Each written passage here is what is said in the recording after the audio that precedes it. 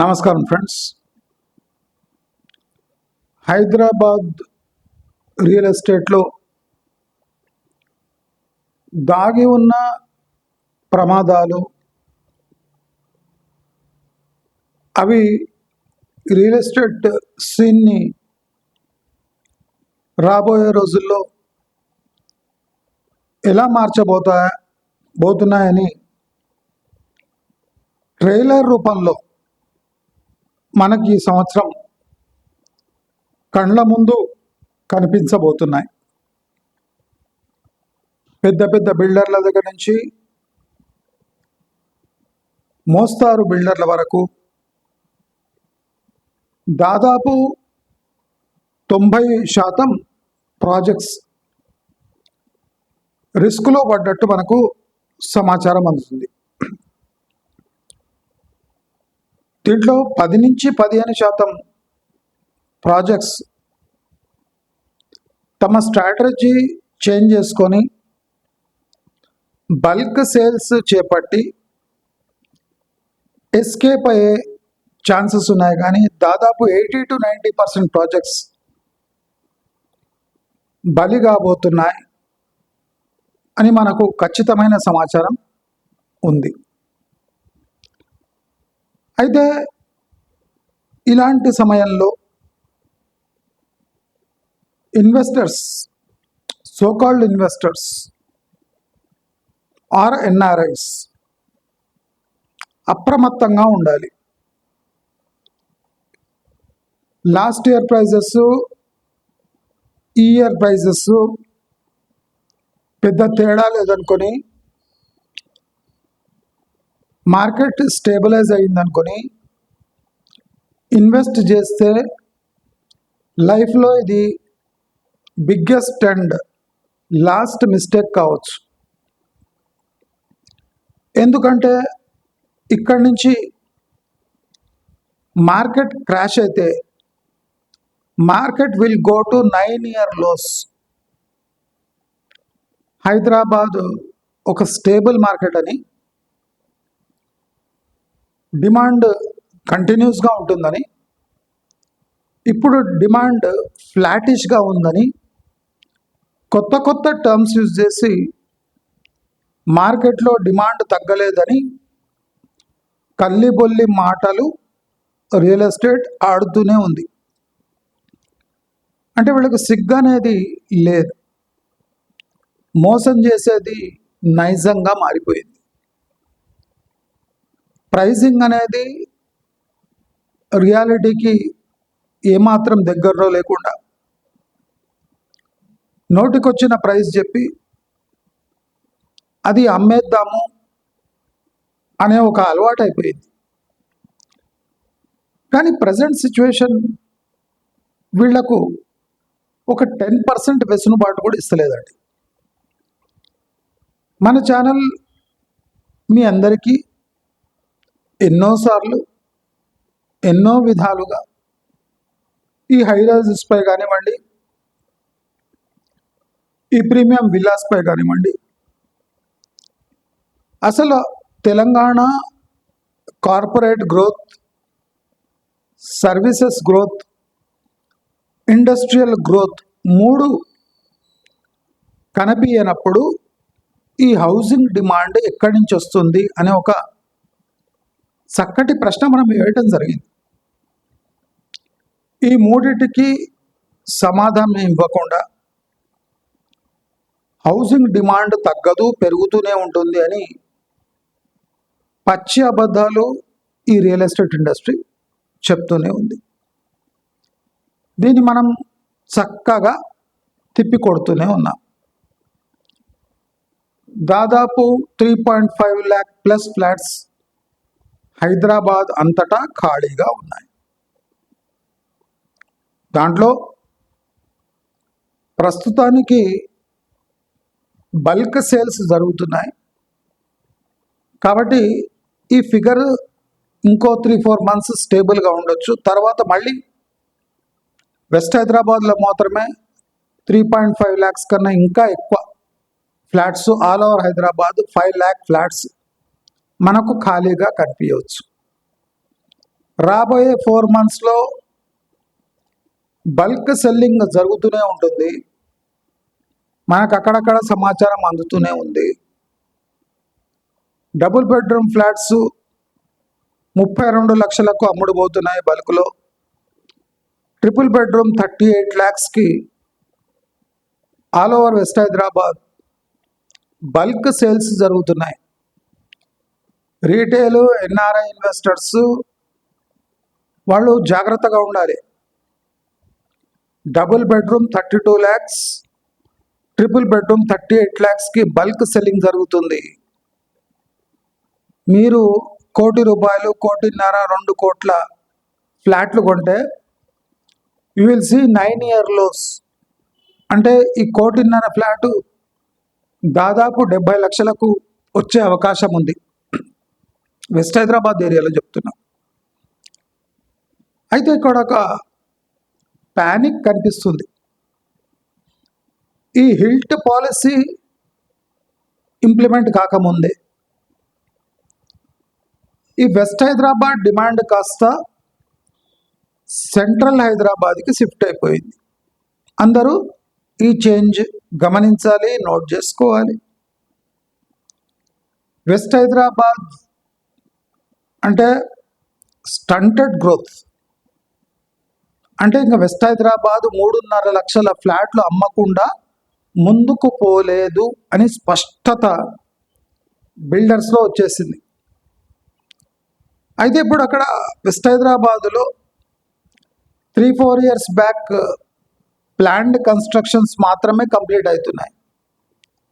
కొత్తవి ప్లాన్ చేసినా దానికి ఒక గ్రోత్ పాత్ అని లేకుండా చచ్చుబడే అవకాశాలు ఉన్నాయి. కాబట్టి చాలామంది బిల్డర్స్ ఇక సెంట్రల్ హైదరాబాదులో 1 acre, 2 acre, 3 acre land parcels వెతుకుతూ ఉన్నారు. Especially south east Hyderabad, north east Hyderabad, అంటే ఈస్ట్కు 2 వైపులా పెద్ద ల్యాండ్ పార్సల్స్ తీసుకొని అక్కడ west Hyderabad type high rises కట్టి ఒక 20% డిస్కౌంట్తో, అంటే వెస్ట్ హైదరాబాద్కి 20% డిస్కౌంట్తో ఒక గ్రోత్ హబ్ కారిడార్ అని పేరు పెట్టి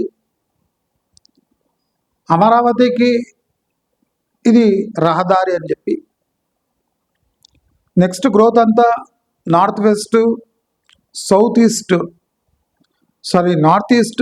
ఈస్ట్ హైదరాబాద్లో ఉంది అని చెప్పి చీప్ ల్యాండ్స్పై కన్నేసి ఇక్కడ హైరైజెస్ కడుతూ ఉన్నారు, అమ్మే ప్రయత్నం చేస్తూ ఉన్నారు. అందరూ అలర్ట్ అయిపోవాలి.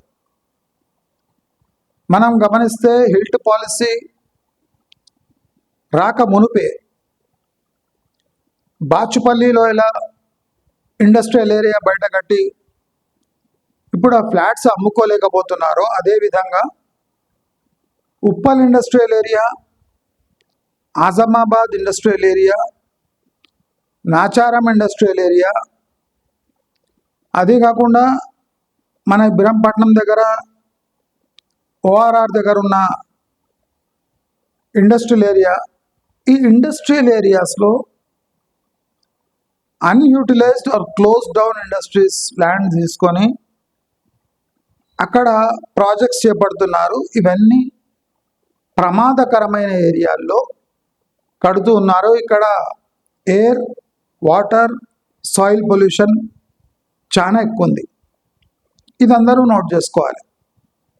కొత్త ట్రెండ్ ఏమంటే వెస్ట్ హైదరాబాద్ నుంచి ఇప్పుడు బిల్డర్స్ కాస్త సెంట్రల్ హైదరాబాద్కి వచ్చి 1-2 acres ల్యాండ్ పార్సల్లో కూడా ఒక 20 అంతస్తులు, ఎందుకంటే ఇక్కడ ఏం రిస్ట్రిక్షన్స్ లేవు కాబట్టి, ఎఫ్ఎస్ఐ లిమిట్స్ లేవు కాబట్టి ఆ విండోని యూజ్ చేసుకొని హిల్ట్ పాలసీ రాకముందే హిల్ట్ ల్యాండ్స్లో వీళ్ళు ప్రాజెక్ట్స్ చేపడుతున్నారు.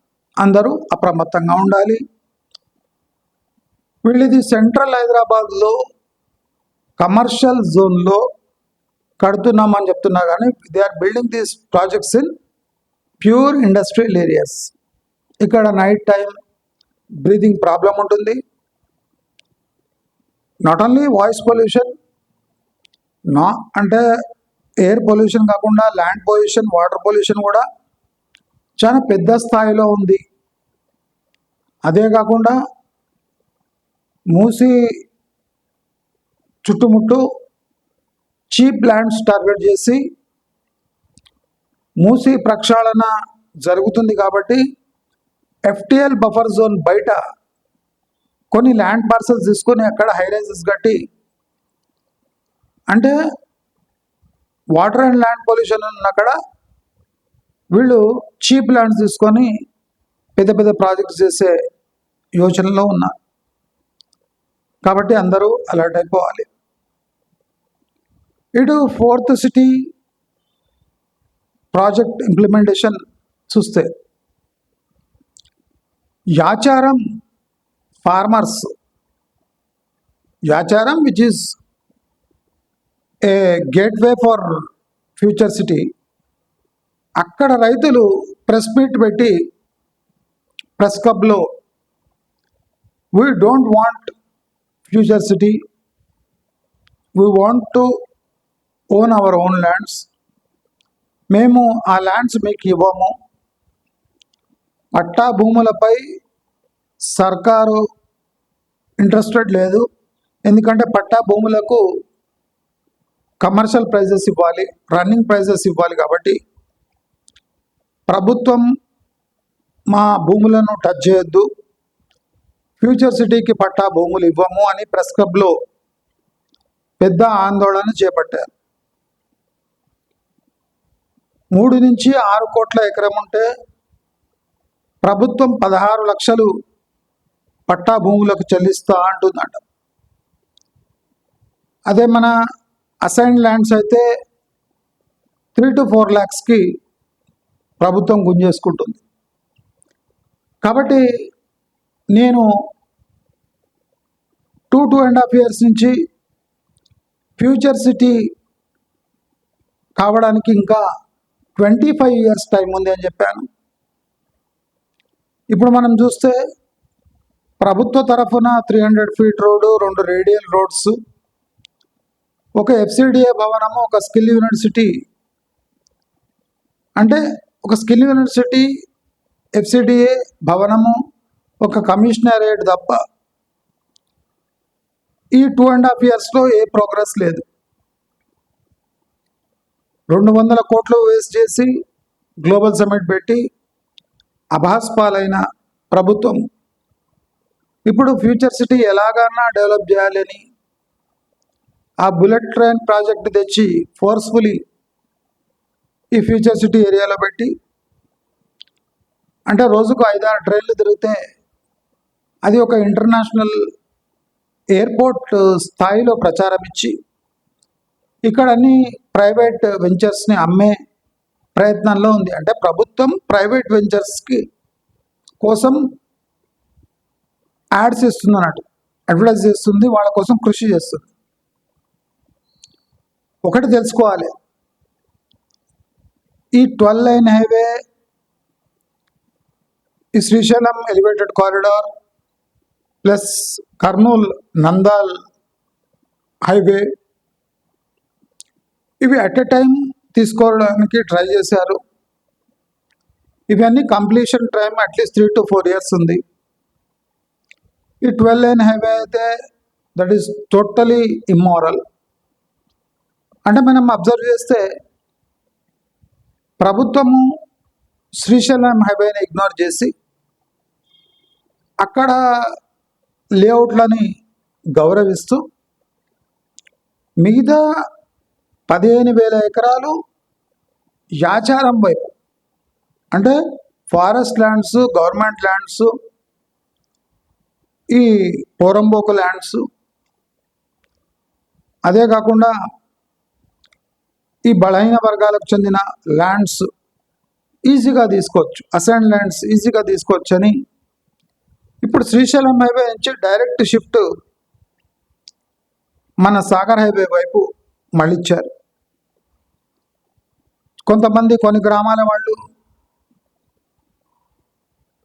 మా గ్రామాలను తీసుకోండి, ఫ్యూచర్ సిటీ దిక్కు అని వాళ్ళు డిమాండ్ చేస్తున్నారు. కొంతమంది మాకు ఫ్యూచర్ సిటీ వద్దురా బాబు అని కొంతమంది ఆందోళన చేస్తున్నారు. కాబట్టి యాచారం ఏది గేట్వే ఆఫ్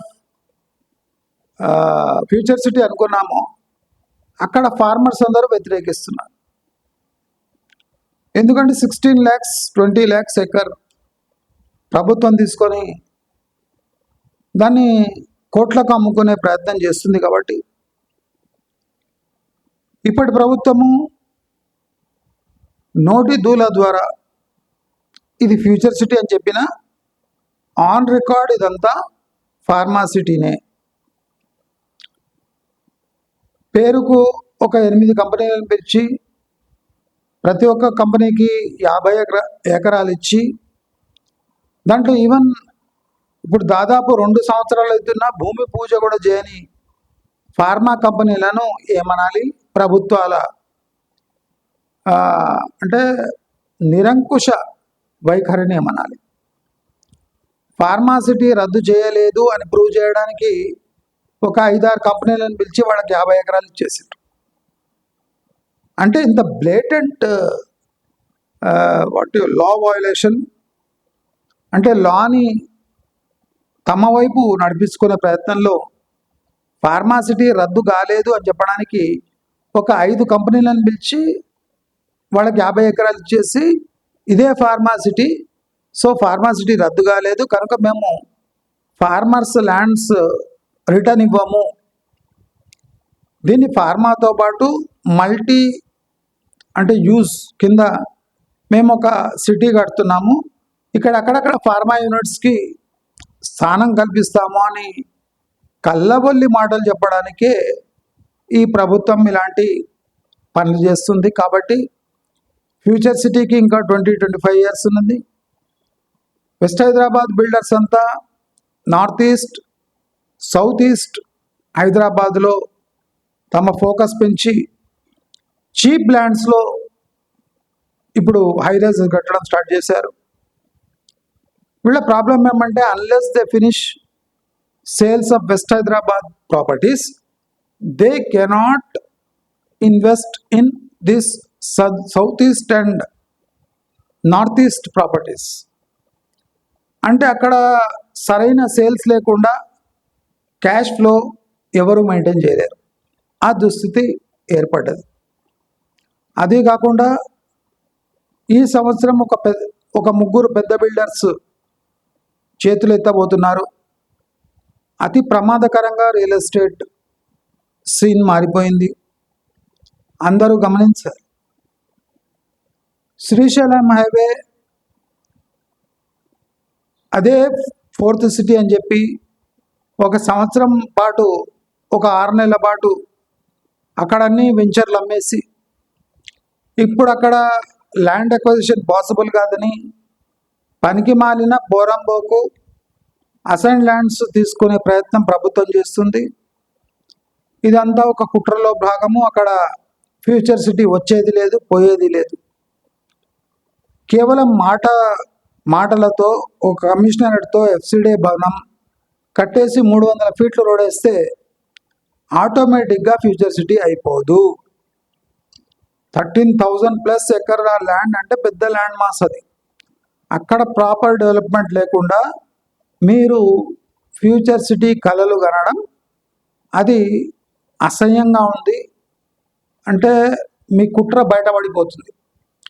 అదే కాకుండా మనం అబ్జర్వ్ చేస్తే బిల్డర్స్ ఇప్పుడు కాటేదాన్, రాజేంద్ర నగర్ లాంటి హైలీ పొల్యూటెడ్ ఏరియాస్లో, పటాన్ చెరువు లాంటి ఏరియాస్లో చీప్ ల్యాండ్స్ టార్గెట్ చేసి ఇక్కడ నెక్స్ట్ వెస్ట్ హైదరాబాద్ అని చెప్పి, రాజేంద్ర నగర్ అంటే శంషాబాద్ అంటే రాజేంద్ర నగర్ అని చెప్పి కల్లిబొల్లి కబుర్లు చెప్పి మోస్ట్ పొల్యూటెడ్ జోన్స్లో హైరైజెస్ కడుతున్నారు. అందరూ అప్రమత్తంగా ఉండాలి అని మా కోరిక, మా అభిప్రాయం కూడా. మరి ఇది కాకుండా ఇప్పుడు వెస్ట్ హైదరాబాద్కి నార్త్ సైడ్ ఉన్న ఈ గండి మైసమ్మ ఇటువంటి ఏరియాస్ అంటే జీడిమెట్ల పై భాగము, అది కాకుండా ఈ కీసరా, ఇప్పుడు north west area Keesara, Kondapochamma, ఇవన్నీ అంటే భారీ పెరుగుదలకు చవిచూశాయి. కానీ ఇప్పుడు అవన్నీ 80% డిస్కౌంట్ ఇచ్చినా తీసుకునేవాడు ఎవడూ లేడు. కొండపోచమ్మ దగ్గర ఒక టైంలో 1 crore acre without proper logic, just KCR farm house ఉన్నందుకు ₹1 కోటి ఎకరా. ఇవాళ అక్కడ 20-25 lakhs ఎకరన్నా ఎవడు తీసుకునేటోడు లేడు. So 75% value washed of. అంటే ఫ్రాత్ నీట్గా అంటే పోయింది. ఆ ఫ్రాత్ అనేది అట్లనే ఎగిరిపోయింది గాలికి. సో జీడిమెట్ల ఏరియా, అది కాకుండా ఈ బీడిఎల్, అది కాకుండా బిహెచ్ఎల్, అది కాకుండా జీడిమెట్ల ఇండస్ట్రియల్ జోను, సనత్ నగర్, ఇలాంటి ఏరియాస్లో ల్యాండ్ పార్సల్స్లో హైరైజెస్ కట్టడం జరుగుతుంది. ఇది అత్యంత ప్రమాదకరమైన రియల్ ఎస్టేట్ ఇన్వెస్ట్మెంట్. ఇప్పుడు అమెరికాలో ఏర్పడ్డ స్థితిని గమనించిన బిల్డర్స్ ఎన్ఆర్ఐస్ కోసం ట్రాప్ ఏర్పాటు చేస్తున్నారు. చాలామంది ఎన్ఆర్ఐస్ ఇప్పుడు కూడా బై చేస్తున్నారు అని సమాచారం. కాబట్టి అమెరికన్ ఎన్ఆర్ఐస్ కానివ్వండి, European NRIs, Dubai based NRIs అప్రమత్తంగా ఉండాలి. ఎందుకంటే రియల్ ఎస్టేట్ ప్రైసెస్ 60% క్రాష్ కావడానికి రెడీగా ఉన్నాయి. ఆల్రెడీ 30%, 40% అయిపోయాయి. సో 300% గ్రోత్ కాస్త ఈ సంవత్సరం ఆఖరి దాకా 150% పడిపోయే అవకాశాలు ఉన్నాయి. అంటే 300% గ్రోత్ నమోదైంది లాస్ట్ 9 to 10 yearsలో. సో 150% స్లాష్ రావడం అంటే ఒక 50% వాల్యూ తగ్గడం అని అర్థం. ఇది అత్యంత ప్రమాదకరమైన టైము రియల్ ఎస్టేట్ ఇన్వెస్ట్మెంట్ కోసం. అందరూ జాగ్రత్తగా ఉండాలని మా కోరిక. మన ఛానల్ ప్రిడిక్ట్ చేసినట్టు వెస్ట్ హైదరాబాద్ ఇక ఇన్వెస్ట్మెంట్ మ్యాప్లోనే లేదు.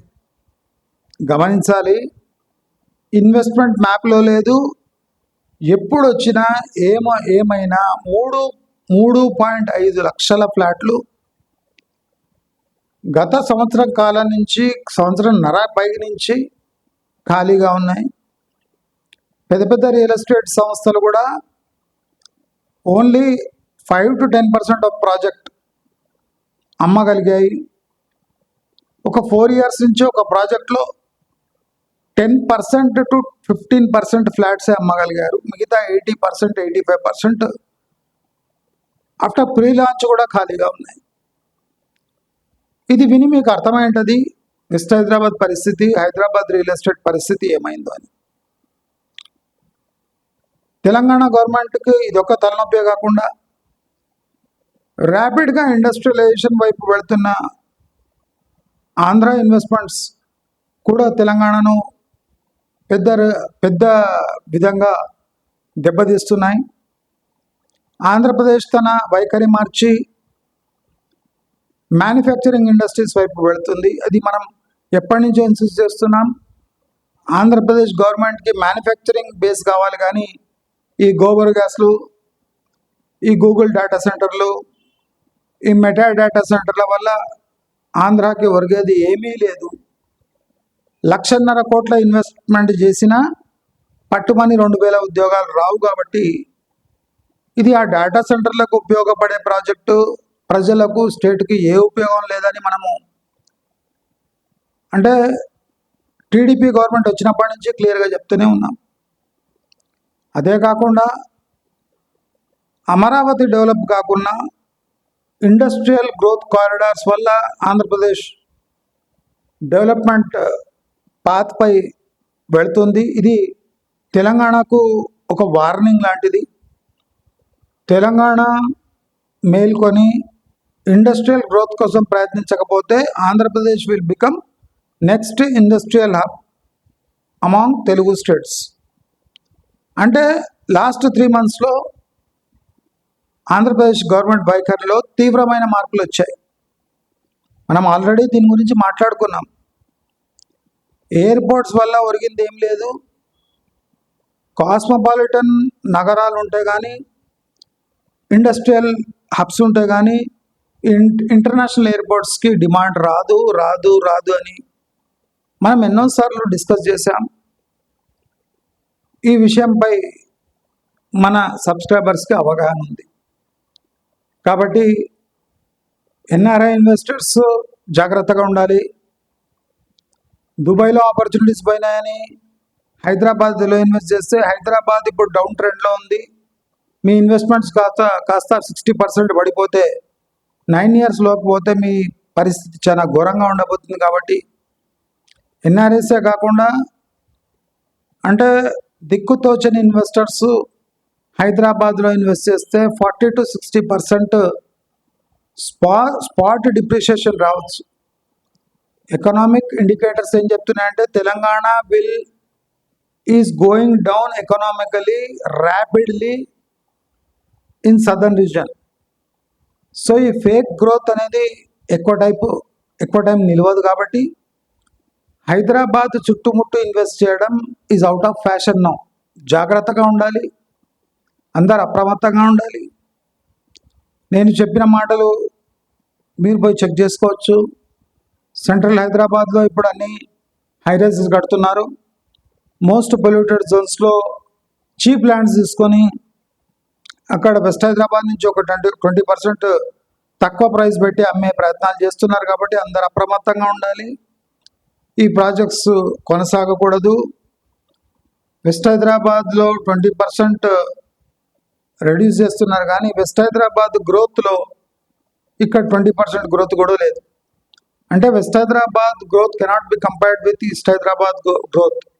But a small slash of 20% will not bring lot of orders for real estate industry and especially in high rises. So ఈ లాజిక్ని అందరు గుర్తుపట్టాలి. ఆంధ్రప్రదేశ్ ర్యాపిడ్గా ఇండస్ట్రియలైజేషన్ వైపు ఎట్లా వెళ్తుందో తెలంగాణ అంతే స్పీడ్గా కుప్పకూలుతుంది. రాబోయే రాజకీయ పరిణామాలు కూడా తెలంగాణ గవర్నమెంట్కి వ్యతిరేకంగా ఉన్నాయి. తెలంగాణ గవర్నమెంట్ ఆల్రెడీ బ్యాంక్రప్ట్ స్టేట్లో ఉంది. సో డెవలప్మెంట్ వర్క్స్ కోసం నిధులు కేటాయించలేదు. Funds are not available for rapid development and deployment in Telangana. So only మాటలు నడుస్తున్నాయి, చర్చలు నడుస్తున్నాయి.